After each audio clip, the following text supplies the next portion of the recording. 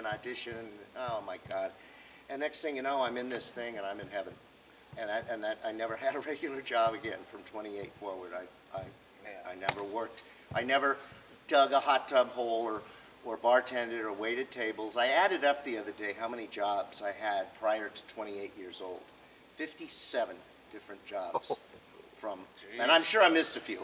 We got like a little less than 5 minutes, guys, so if you guys have any questions, think about it. Go ahead. How does it feel for you guys to be toys? Like when you see that, it's like, wow, that's me. Like when you see it, how does it feel to be a toy? Totally surreal for me. Yeah. It's surreal. It's great for me because it's even more surreal for me because they have the ones where you can like flip the head and actually see my face too. I remember those. Very interesting, yeah. I wish they'd come out with one of those toys that voiced. I mean, that would be so cool, you know, and I'll do it. I'll do it for not a lot of money. But we see what he did to my voice in the movie. You know? I have a question. How is voice acting compared to actual, like, you know, movement and acting? On camera. Yeah, we call it on camera and voiceover. They're different worlds. Ironically enough, you know, you could probably just roll out of bed. You don't have to shave. You don't have to put on makeup. You don't have to memorize lines. You get the opportunity behind a mic, even though there's a lot of technique, which is boring and stupid, but there is technique. But you get to actually overact a little bit. In other words, we're not concerned about what your face looks like as opposed to on camera. Plus, a much bigger point to make, on camera acting, and Steve will attest to this, is incredibly technical. It's incredibly tedious. When he mentions the word matching, every single scene, there might be 3 setups, there might be 4, 5, 6, 7, in some cases 15 setups for a scene. Well,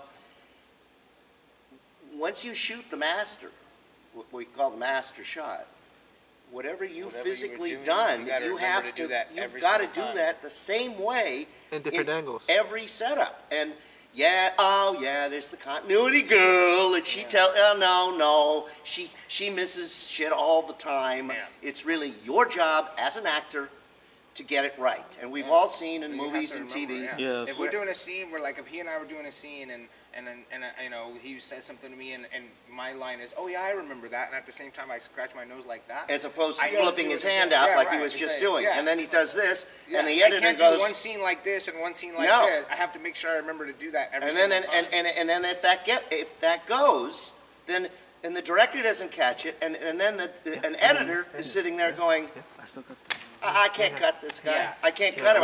I can't cut to anything. Sometimes if you watch like movies and stuff, like a perfect example of where this kind of where he's talking about can be like if you ever see like somebody like smoking a cigarette in a movie, you know what I mean? Like sometimes like they'll be talking, doing their scene, and sometimes the cigarette will be really long, and then it'll be short.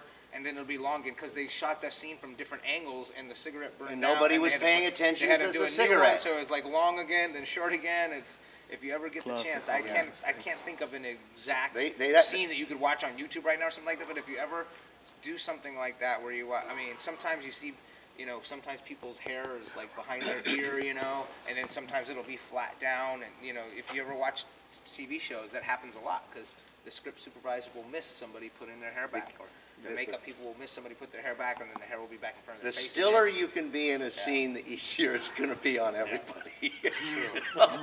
Just sit there with your hands folded and do the scene. Anyway, it's tedious. Right, so we got time for one more question. Then we'll be at our table. If you guys want to keep asking us questions over there, and then we also have all kinds of stuff for sale over there as well too, guys. So come see us and visit us over there. Go ahead. I mean, I know what he was saying about the master shot and everything because I'm in film school right now. Right. Okay. I'm film school, and we did a. Oh, I did a assignment. Write a short three page, and I shot it, which was just me and the camera, and just me and him. We shot it, and it came out good. I actually got an A on them. My teacher couldn't stop laughing because it was real funny and everything. Because I was screaming so loud. He was screaming so loud. He was screaming so loud, and everything. And we went back and shot just the first scene again, add some more scenes. I thought I was gonna faint right there. I In the know, middle of I your know. kitchen, though, for God's And sakes. then we're gonna shoot another one in August. Nice. That I wrote, which I also direct, I edited, and everything I starred. And it's just me and him in my house. I don't know, but you know. That's great.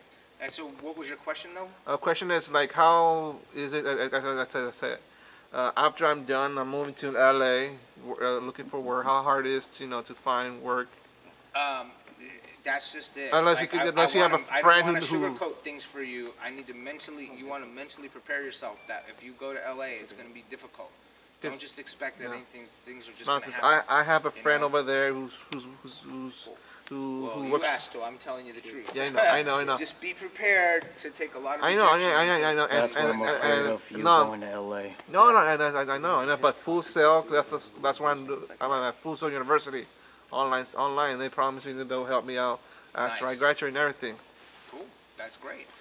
Cool, guys. Well, thank you guys so much for coming and hanging out with us. And if you guys want to come hang out at the table, you're more than welcome to. All right. And Steve,